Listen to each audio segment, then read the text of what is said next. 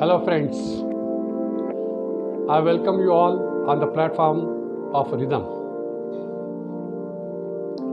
आप सभी का हार्दिक स्वागत करते हुए मुझे बहुत खुशी होती है। मैं अपना परिचय दे दूं। मेरा नाम इंद्र कुमार और पिछले 15 वर्षों से रिदम के माध्यम से अलग अलग क्षेत्रों में हम सर्विसेज प्रोवाइडेड करते हैं, जैसे business management, development, staff training, personality development, health awareness, parenting, communication skill, stress management, ऐसे अलग अलग तरह के कोर्सेस हम लोग करते रहते हैं। आज का मैंने सूत्र लिया है, nurturing a child is a responsibility और लॉ अफेयर। आज हम घरों में देखते हैं कि 7 साल का लड़का हो, 14 साल का लड़का हो, माता पिता अक्सर किसी न किसी उसके स्वभाव को लेकर परेशान रहते हैं। कोई कहता है कि खाना समय पे नहीं खाता, कोई कहता है कि पढ़ाई में थोड़ा कमज़ोर है, कोई कहता है कि मोबाइल पे ज़्यादा रहता है, कोई कहता है कि टीवी ज़्यादा दिखता है। इस तरह की अक्सर शिकायतें हमको सुनने को मिलती हैं। और इंडोर गेम्स आजकल इतने हो गए हैं कि बाहर के गेम्स खेलने का मौका ही बहुत कम बच्चों को मिलता है। अब ये शिकायतें अगर बच्चों के बारे में माँ बाप के मन में हो तो प्रश्न यह होता है कि हम उनको कैसे नर्चर करें। माँ बाप का एक पैटर्न होता है। बच्चों को अक्सर बोलते हैं, डू व्हाट आई से, don't do what I do. लेकिन डियर पेरेंट्स, ऐसा होता नहीं है। बच्चा जब इस धरती पर जन्म लेता है, 1 साल से 7 साल तक वह माता पिता के आचरण को फॉलो करता है। माता पिता की एक्शन, उनका बातचीत करने का तरीका, उनका भाषा का प्रयोग करने का ढंग, वह सब कुछ 1 साल से 7 साल के बच्चे के मेंटल टेप जो है अंदर का, उसके ऊपर वो रिकॉर्डिंग होनी शुरू होती है।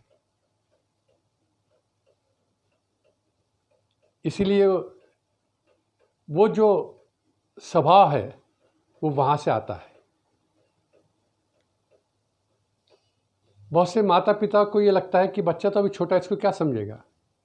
इस गलतफहमी में मत रहिएगा। और उसी का परिणाम होता है कि बच्चे बहुत सी बार ज़िद्दी होते हैं, चिड़चिड़ करते हैं, एरोगेंट होते हैं और व्यवहार अच्छे ढंग से नहीं करते।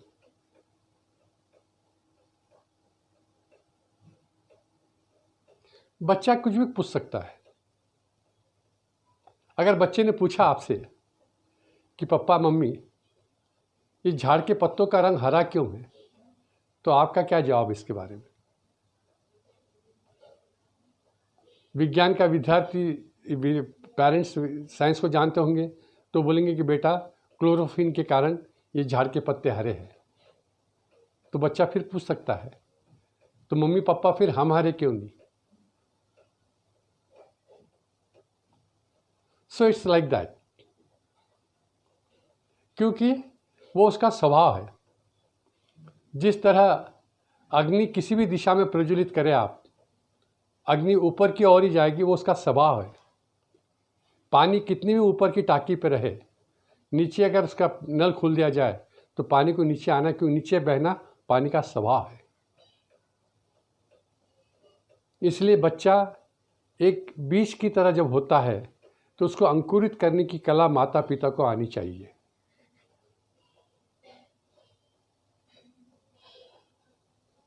और तब परिस्थिति और ज़्यादा ये होती है कि जब बच्चे को आप स्कूल में डालते हो तो माता पिता को लगता है कि शिक्षक ने ध्यान देना चाहिए और शिक्षक को लगता है कि माता पिता ने भी ध्यान देना चाहिए, और दोनों के बीच में बच्चा सैंडविच हो जाता है।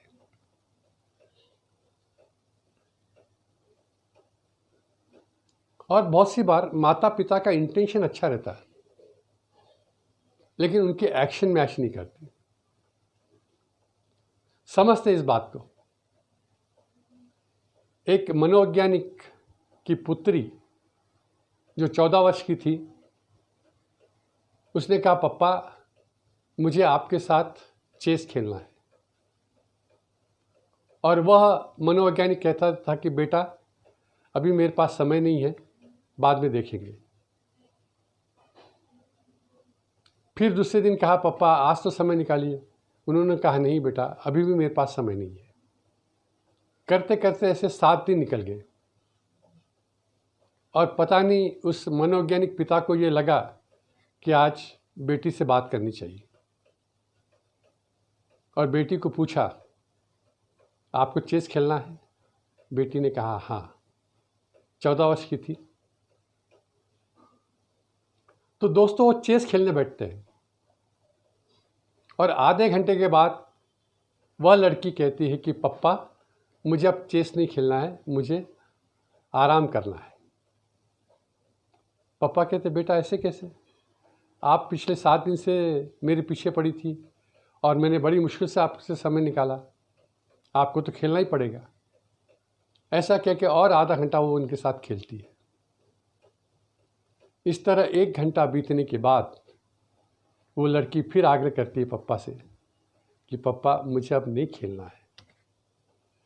पापा ने कहा, नहीं ऐसा नहीं होता बेटा। और वह बातचीत इतनी थोड़ी आगे बढ़ी कि वह बच्ची नाराज़ होकर रोते हुए अपने ऊपर कमरे में चली गई। तब उस मनोवैज्ञानिक के ध्यान में आया कि मैंने ये क्या किया। चेस किसको खेलना था? लड़की को खेलना था। और जितनी देर उसको खेलना था उतनी देर खेल के बाद समाप्त हो जाती ना। तो वो मनोवैज्ञानिक ने इंक्वायरी किया कि मैंने ऐसा क्यों किया। तो कहीं तो भी उसके अचेतन मन में ये था कि मुझे ये गेम जीतना है और मेरी बच्ची को बताना है कि गेम कैसे जीता जाता है। तो खुद को राइट प्रूव करने के लिए वो बच्ची से आग्रह कर रहा था।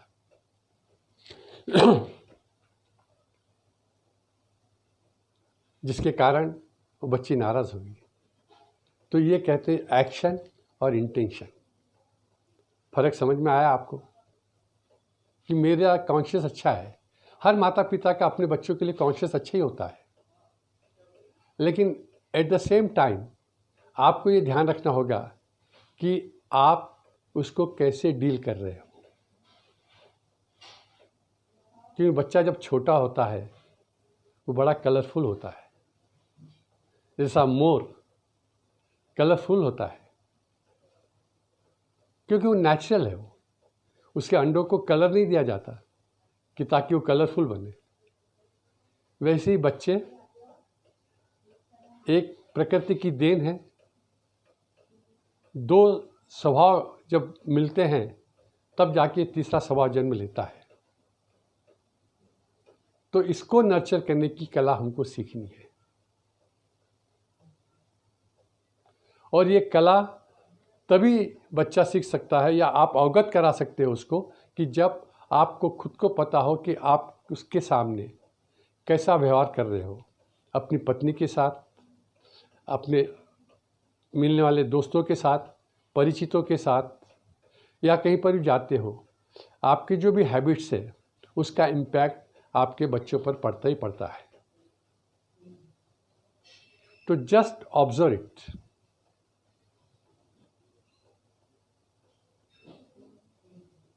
और हम तुलना करते हैं बच्चों की, इतना प्रेशराइज करते हैं कि बच्चा मेरिट में आना चाहिए, अच्छे परसेंटेज आना चाहिए। फिर हम कंपैरिजन करते हैं। माय डियर पेरेंट्स, जिस तरह सूर्य और चंद्र की तुलना नहीं हो सकती, उसी तरह बच्चों की तुलना नहीं हो सकती हर एक का स्वभाव अलग होता है। जिस तरह झाड़ के हर पत्ते की लकीरें अलग होती है, जिस तरह मनुष्य की उंगलियों के कोई भी पोर के विश्व के किसी भी व्यक्ति से मिलती नहीं है, उसी तरह हर एक का स्वभाव अलग होता है। उसका टैलेंट किस में है, उसका ऊर्जा किस में है, उसकी तरफ आप ध्यान दें। मैं एक परिवार में ऐसे ही बच्चे की काउंसलिंग कर रहा था। बच्चे को बैडमिंटन का बड़ा शौक था और पढ़ाई में भी अच्छा था, लेकिन माता पिता ने और अच्छी पढ़ाई करना इसलिए उसका बैडमिंटन बंद कर दिया। और डियर पेरेंट्स, जैसे इस बच्चे का बैडमिंटन खेलना बंद हुआ, उसकी पढ़ाई की तरफ से भी ध्यान हट गया। अब माता पिता को करना क्या था और किया गया,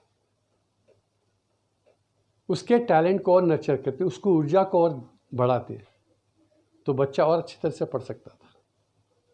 क्योंकि बच्चों में 25 साल तक या 35 साल तक ऐसा कहते हैं कि इतनी ऊर्जा होती है, वो प्रकृति की एक देन होती है।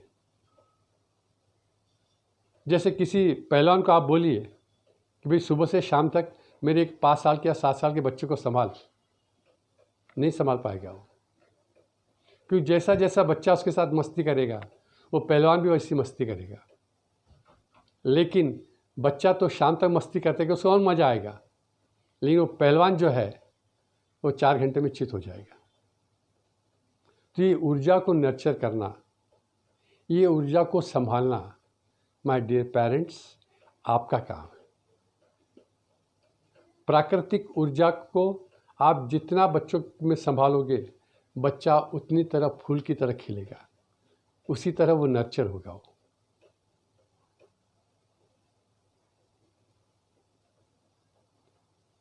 बच्चों की दुनिया को अपनी नज़र से कभी देखने का प्रयास कीजिए आप।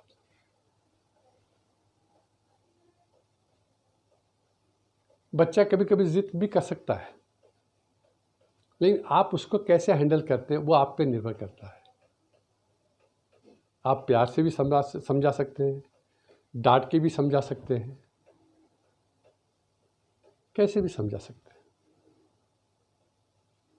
लेकिन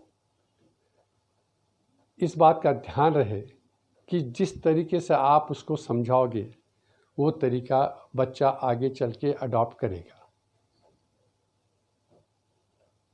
और मेरा भी ऐसे ही था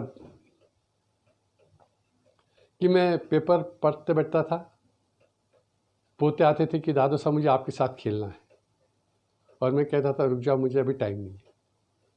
तो मैंने इम्पोर्टेंट किसको दिया? मैंने न्यूज़पेपर को दिया। लेकिन जैसे ही मुझे वो समझ में आ गया, तब से जब भी मेरे पोते मेरे पास आते हैं और कुछ बात करते हैं, तो मैं सबसे पहले बड़े ध्यान से उनकी बात को सुनता हूँ।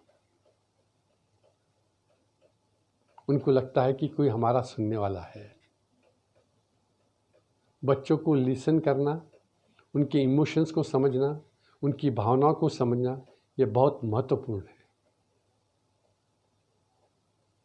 और इस बात को जितना जल्दी आप आत्मसात करते हो, उतना जल्दी ही बच्चे को आप बहुत प्यार के ढंग से उसको नर्चर कर सकते हो। Because it's a love affair, it's not a responsibility. हम मेहमान के सामने बच्चे का बड़ा कौतुक करते हैं, लेकिन एक इंक्वायरी देता हूँ आपको कि मेहमान जाने के बाद क्या हम बच्चे को उतना इम्पोर्टेंस देते हैं, उतनी वैल्यू देते हैं, उतना उसका ध्यान रखते हैं? Just make an enquiry about it. क्योंकि हर 7 साल के बाद फिजिकल बॉडी में चेंजेस, हार्मोन्स में चेंजेस आना शुरू होता है। तो उसके इमोशंस को, उसकी फीलिंग्स को, उसकी भावनाओं का आप ध्यान रखें, उसको लिसन करें, और उसका टैलेंट जिसमें है उसको आप डेवलप करें। But I don't say at the cost of sacrificing his education. No. Along with that, you have to just nurture him. Just nurturing. Ramdhari से दिनकर ने बहुत खूब कहा था, बीज बीज ही नहीं, बीज में ईश्वर भी है। मनुज मनुज ही नहीं, मनुज में ईश्वर भी है। बस माय डियर पेरेंट्स, इस रामधारी से दिनकर की इस 2 लाइन की कविता को हमेशा याद रखिएगा। और एक ईश्वर बालक के मन में निवास करता है, इस तरह उसका ध्यान रखकर उसके विकास में, उसके डेवलपमेंट में, उसके एक्सपोजर में, उसकी ऊर्जा को नर्चर करते हुए उसका ख्याल रखें। इसी मंगल कामना के साथ आज इस सूत्र को मैं यहाँ विराम देता हूँ और आपने मुझे ध्यान से सुना, उसके लिए आपको बहुत बहुत धन्यवाद देता हूँ और आपको प्रणाम करता हूँ।